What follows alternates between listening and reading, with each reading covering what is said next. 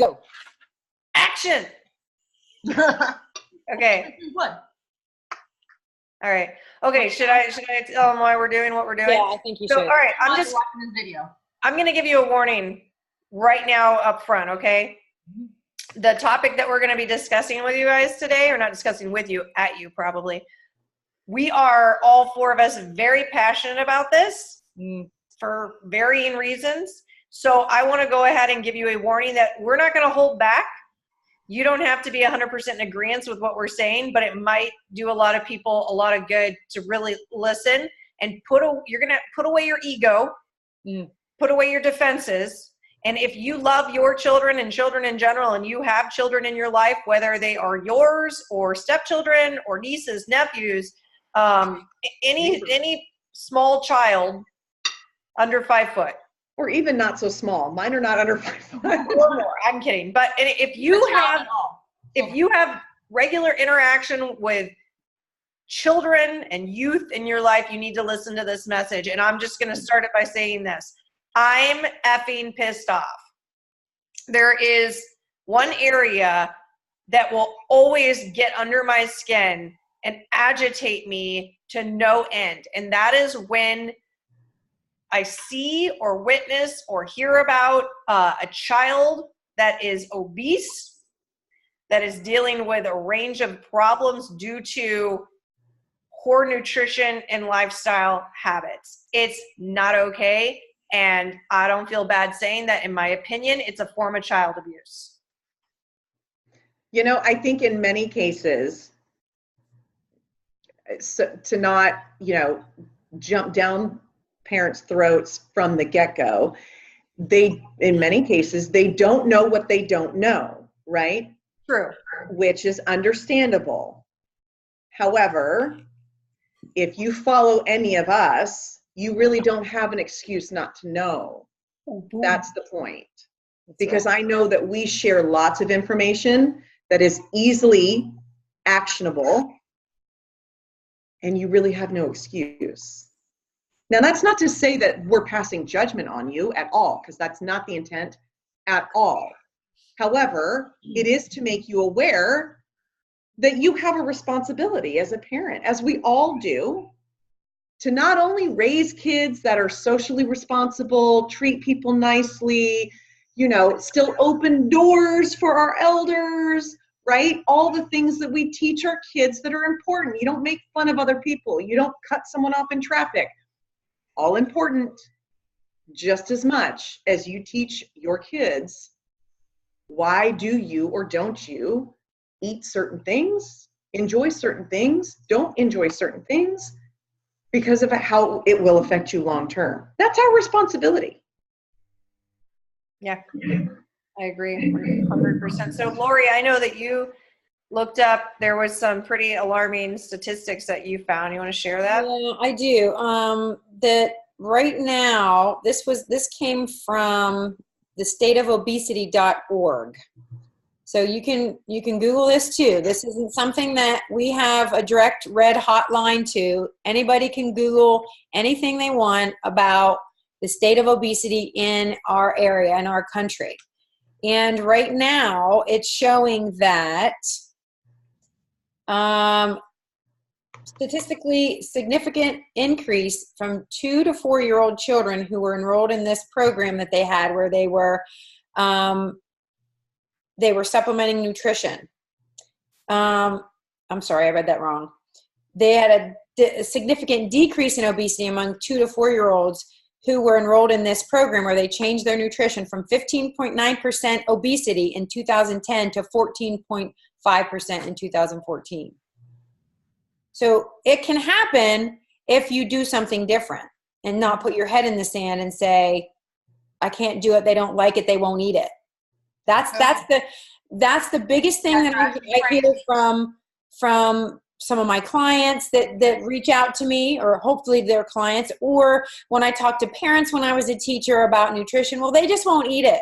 No, what that translates to is, I don't want to hear them bitch. Yeah, I remember when I was growing up, I didn't leave the dinner table until I ate something that I didn't want or didn't like. Always tell mine too, because I mean, we all have kids here, and I have 2 little boys, and right now one's 7, one's 4. Think about that for a second. And if I introduce something new to them, they don't like it at first either, you know, but I don't give them a chance or a choice. The choice is this: you either eat it or you go to bed hungry. And that's so hard for some parents to hear because they've lived that way for so long, you know, to where, and I hate to say like that the child is the one making the decisions and running the show, but it's hard because you want your kid to eat, right? You don't want them to go to bed hungry every night, because in that documentary, we were talking about this before we started recording. There's a great documentary on Netflix called The Magic Pill. And when they were changing this, they changed this little girl's diet. And when they changed it, she didn't eat for days. 5 fucking days. And the parents wanted to quit so bad, and they were crying, and it was hard. And then, I mean, you guys have to go watch that documentary on your own. But the changes were, they were insane. And I mean, you guys, listen, if they're hungry, they will eat. But it is, just like Erin said, it is our job as parents to feed them. Mm-hmm. They should not be the ones making the choice of what they're eating, you know. So when I make dinner, and not just for my kids. I mean, we're kind of going off topic here, but it's husbands too, or wives, depending on who you are. Because I talk to so many clients all the time, and they're like, well, nobody in my family, I'm going to have to make separate meals for myself. I don't make separate meals. I am not a short what I make for you, then you are going to be hungry. Mm-hmm. And that's a hard pill for some people to swallow. But here's the problem, though, and I don't think parents see this long term. My kids are almost adults now. And so what you've done when you get to my stage of raising your kids, and Lori, maybe you can relate to this. When you fail to tell your kids no, on the regular, I might add, when that doesn't happen, you have set them up for such an unrealistic life, because they get into the workforce, and guess who tells them no all the freaking time? The boss. Oh, the boss. The people that, their boss, people they want to have relationships with. I mean, they get told no all the time, and they're like stunned. What do you mean I can't have what I want? This world revolves around me. Right. No, it doesn't. Well, here's the other thing, you know, think about other things that we require our children to do that are absolutely non-negotiable. So if my kid says that they don't want to brush their teeth, do I just be like, well, I mean, I can't, no, of course not. Or, I'm not going to do my homework, or I don't feel like going to school. Right. I'm not going to do my chores, or whatever you have going on in your house. There are all kinds of things that fall into that category. And this is no different. Now, I will tell you this. 3 years ago, I made a lot of changes, and my oldest was 7 years old at the time. And previous to that, I hadn't been making the greatest choices because I didn't have the information. Right. I mean, I kind of knew that McDonald's wasn't healthy and that certain treats and snacks weren't like healthy. But you didn't think it was killing your kids. I didn't. But here's the thing. Once I, through my own desire of changing my own health and nutrition, became more and more and more educated on the realities, I couldn't unlearn or unknow that. Right. And so I had to start making changes.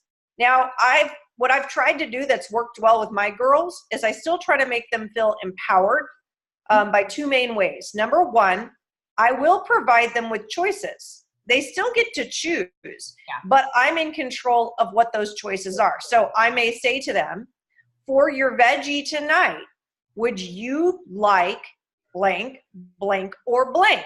Yeah. So they still are navigating. The other thing that I think has made a huge benefit, and I see it now in the 10-year-old in huge ways. When I go into the store and we are choosing certain things, I turn around the box. I show them the ingredients. And I don't fearmonger. I just matter-of-factly tell them, that is what this is, that is what this is, and this is why we choose this versus this. Because I think the mistake is, oh, well, we're just, arbitrarily telling them no and whatever the case may be. No, like I'm trying. Why? They need to understand the reason. I'm trying to educate them. Right. Exactly. So that they know why, and that I tell them all the time, I love you so much and I want you to be healthy and I want you to feel good. I don't want you to miss out on parties, and I want you to be able to run and play and not have to go to the doctor. And this is how we're going to make sure that you are feeling your best. And that's my job. So I don't punish them with food. You know, I don't, because I don't want to develop that relationship with these are treats and these are not. No, it's just sometimes we have ice cream. Yeah. Sometimes we don't. But I go for about 70 to 80% of their daily intake from whole foods, from real foods. They predominantly drink water. I use Daily Sunshine with my kids. It's an easy way to get in extra dose of nutrition. So it's possible. I am not like your super crunchy from scratch mom. I did not make their crib from like the tree in my backyard. Okay. No. I do like what you said though, how you said,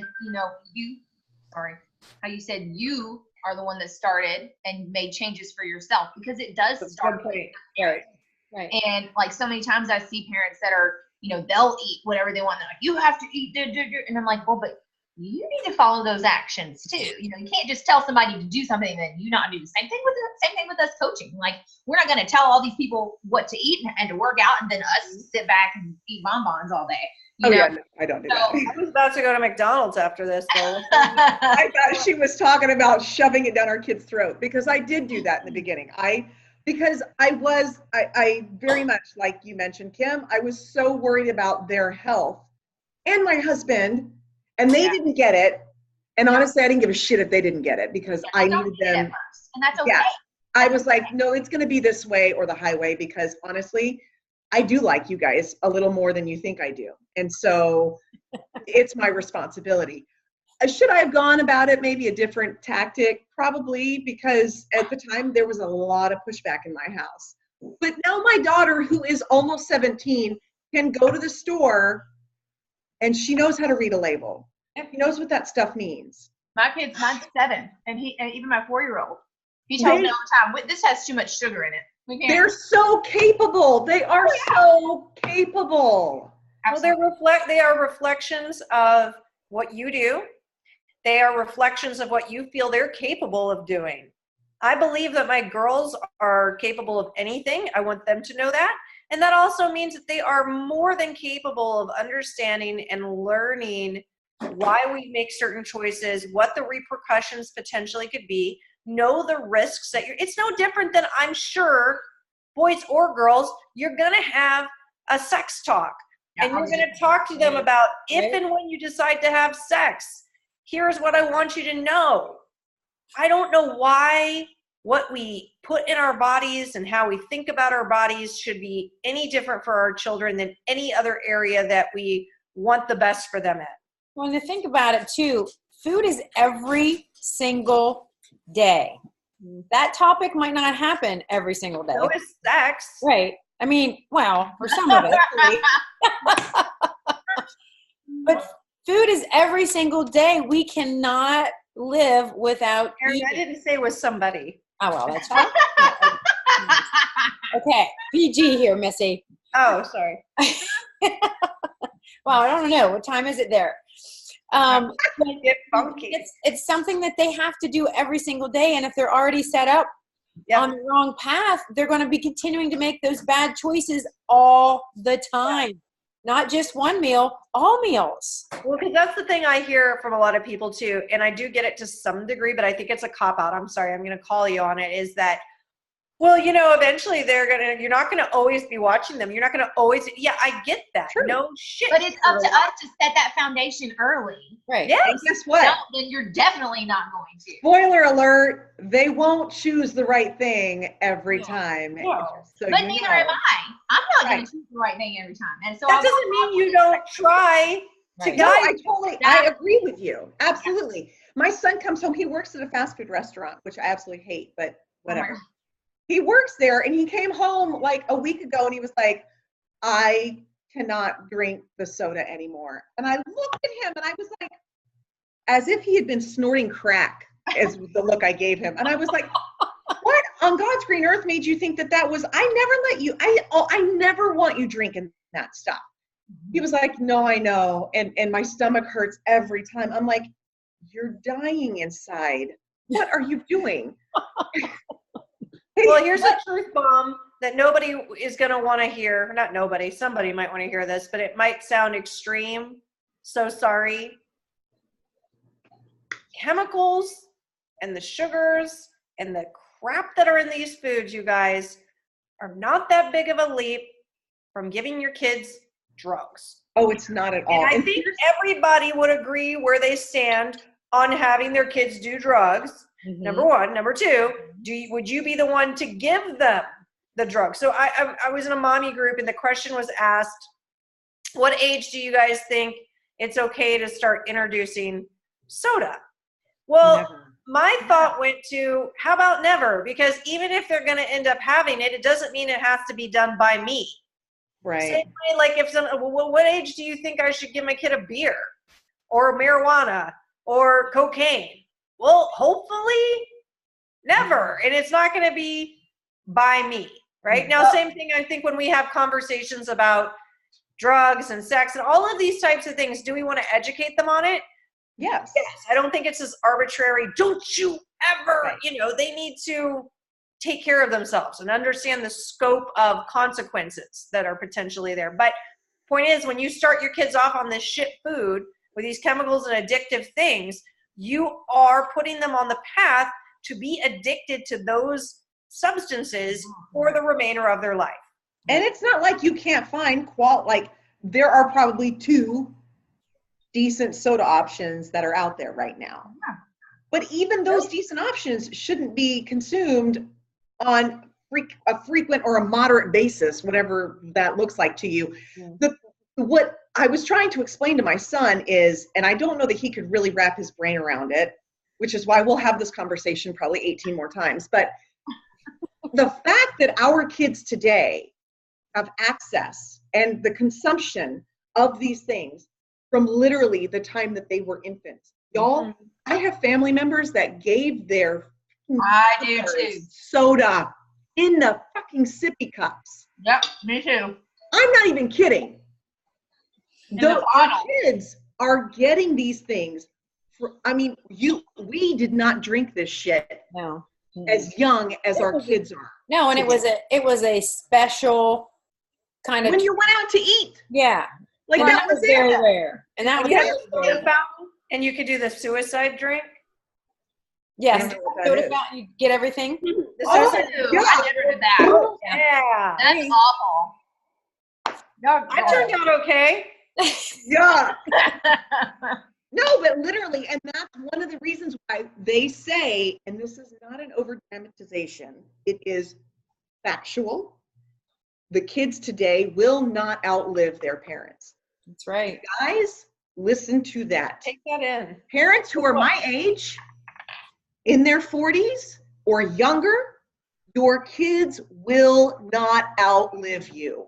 That is fucked up. Well, I think that the one statistic in here was saying it was 18% of kids, 18%. That's a lot.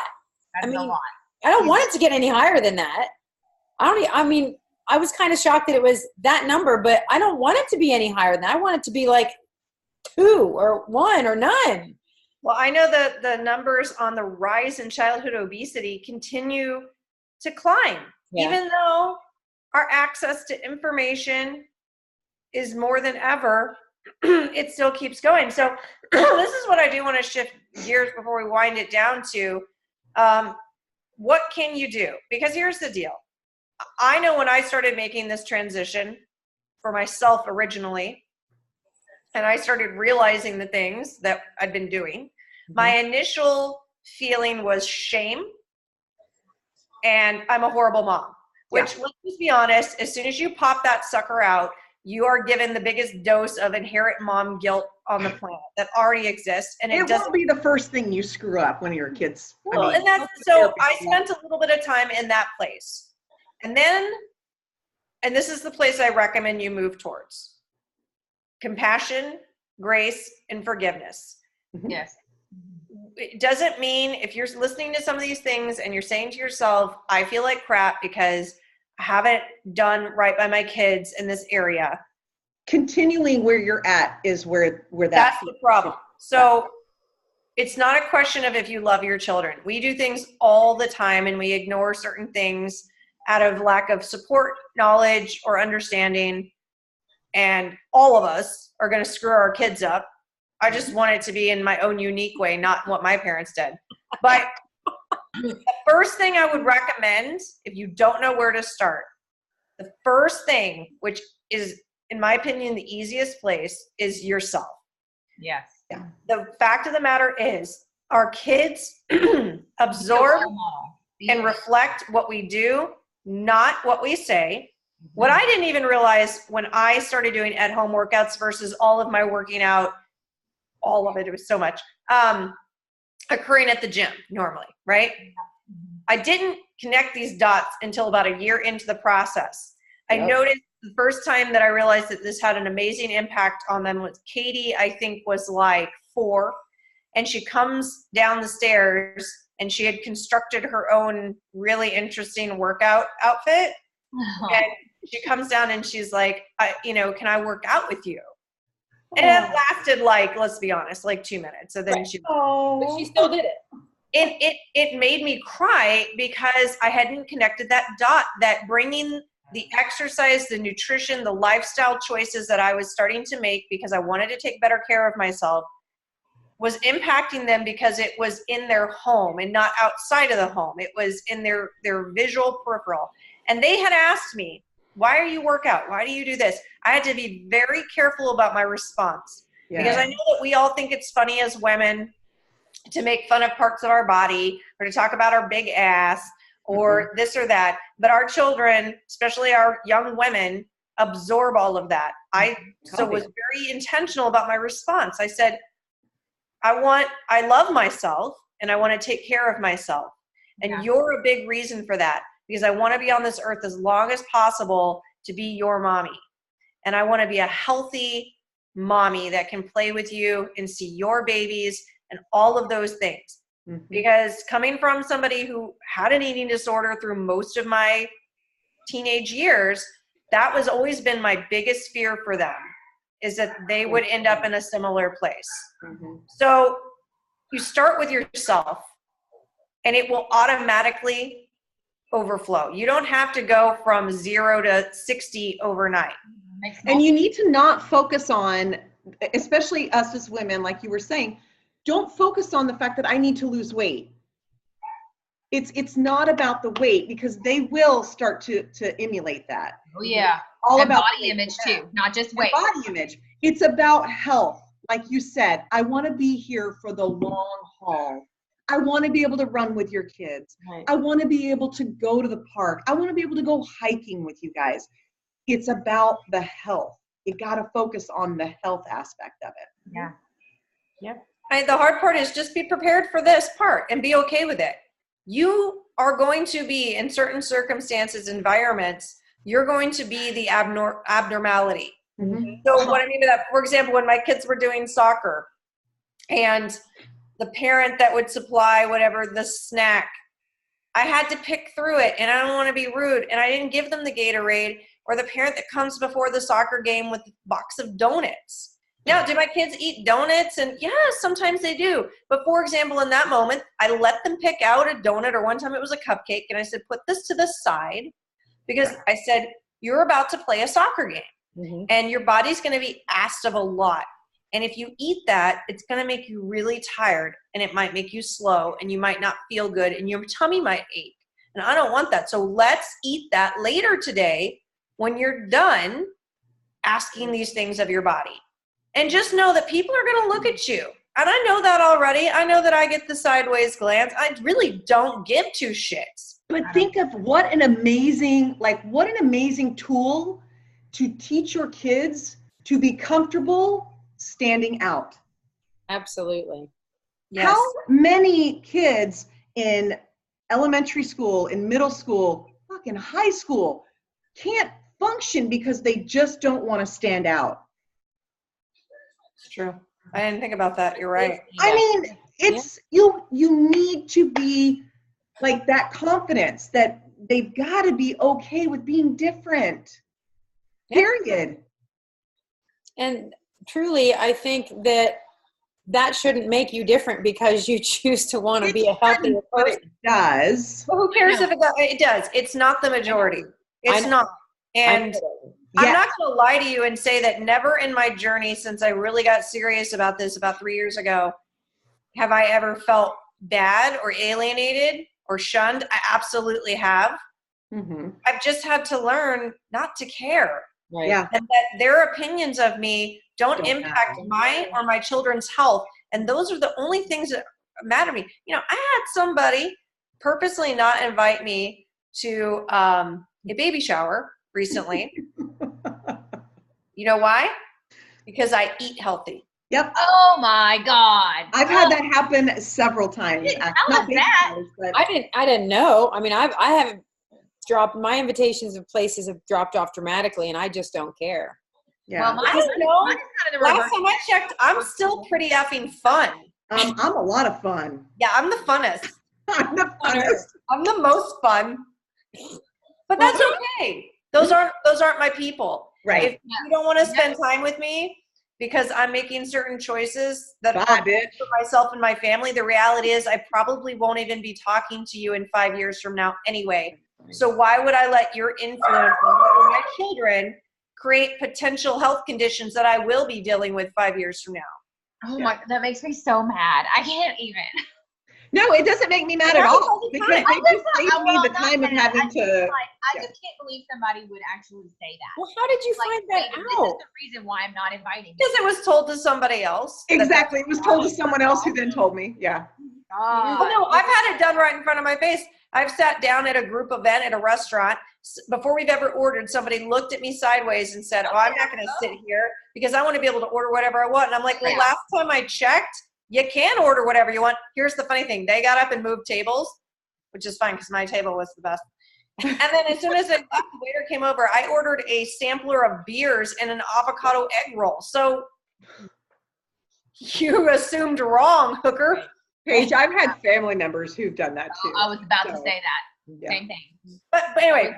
Well, and I bring my own, that's what I was going to say, is when I go to people's houses, like I usually bring my own stuff. And for the longest time, I was so nervous that people were going to serve me. But I had to reach that point to constantly reminding myself of why I did that and my reason for that. And that even though it's hard because nobody wants somebody to stare at them or to be talking about them, but you're inspiring and motivating somebody, even if they don't tell you. And not just your kids, you know. So and in that same light, you're teaching your kids that it's okay to be different. Absolutely. Exactly. It's okay. Doing the right thing is rarely the easy thing. It's never the easy thing. I also stopped apologizing for it. Because at the beginning of my journey, I was constantly saying, like, I know, I'm so sorry, I've got all these nutrition, you know, or I would order at a restaurant and be like, I'm going to be really complicated, I'm so sorry. And now I'm just like, this is what I eat and this is why I'm eating it. Right. And if you treat me well, I'm going to tip you good. But let's wrap it up here with this. If you could be anywhere on the spectrum regarding your children, and I don't even care what age they are, it's never too late. But the reality is your child's health, which I'm going to assume, unless you're some crackerhead, crazy ass person, is important to you. If your child was diagnosed with something devastating and life ending, and you were told that you could do something about it, what wouldn't you do for your child? Right. Most of us would happily, I mean, not happily, but we would lay down our lives for our children. We would give any organs needed. We would give whatever we needed. And the reality is obesity and obesity-related diseases are a killer. They just happen to be a very slow death. Painful. And it doesn't just happen when you get older. I feel like that's kind of the thing. Is all these moms and all these adults that are working on themselves and they want to prevent diabetes and but they're not doing anything about their kids. And I'm not saying they're not perfect, but you know, you have to remember that you're setting them up for early prevention. You're building adults. I tell myself all the time, like the journey that I have been on and the struggles and the battle that I have faced personally in my own health journey, I hope my kids don't ever have to go through that. Man. Yes, right. And I'm going to do everything I damn can to hopefully keep them from going through something like that. Right. And when you have kids that are the age of my son, which is 22, and you've already lived that life, and now I'm the last 3 years of when I've changed my thinking of nutrition, and all I can do is continue to model. I mean, he's a grown man; he can make his own decisions, but you still have to continue to model for that child of yours, regardless of their age, regardless. Well, and I'm going to throw this out there, and we did not plan this, so I guess y'all are just going to have to go along with it, whether you like it or not. I can end it. If you are sitting here saying, I need to do better for myself, and I need to do better for my children, and you're ready to get rid of any shame, any judgment, any excuses, but at the same time, you feel like I just am not sure where to start. Like, I will go ahead and vouch that the four of us are so passionate about this issue, because when we get one person healthy, we understand that we get a family healthy. Amen. If you have children, I don't care what age they are, or even for yourself or whatever, and you want to do something about this, I guarantee that if we had enough response, the four of us would happily host a support group that will tell you in realistic ways how to do this. There are plenty of meals and ways of eating out there that kids like, including treats and desserts. There is a wonderful workout program that we have accessibility to that is designed for families. Have you done it? It's fun. My son It's really fun. I've done it with the four of us. My kids loved it. It went by so fast because you know what? Not only do your kids want to have you model what they should aspire to be, they want your time. Yeah, they want to be with and you. We all know, as cliche as it is, it's the truth that electronics and lack of human interaction within our families is a problem. And if you could spend 30 minutes exercising and laughing and having this bonding moment with your kids or your family, like, what would that do for all of you? So I don't know. I didn't ask the other girls, but I'm sure they'd be more than willing to host a group together. Absolutely. So if that intrigues you in the least, then you can comment below, or if that's not comfortable for you, guarantee if you're watching this, you're following one of the four of us, reach out to that person and we can tell you what to do and how to get started. Yeah? Absolutely. I love it. All right. Saving all the babies. All the babies. I gotta save all the babies. That's for family futures. There we go. There we go. Your pets aren't overweight either. We should run a. I was just gonna say, I am so passionate about this. You guys know, because I post all the time. I make my dog his own food because I don't buy dog food, because that shit. I just make treats. Yeah. I cook his food every week. Your My dog is never gonna die. Which one is that? It's Bruce Wayne. Bruce, what do you think? Let's do it. He's like, I'm done. He just. I can't believe he lets you do that. My cats would do that. Oh my gosh, they would have a fit.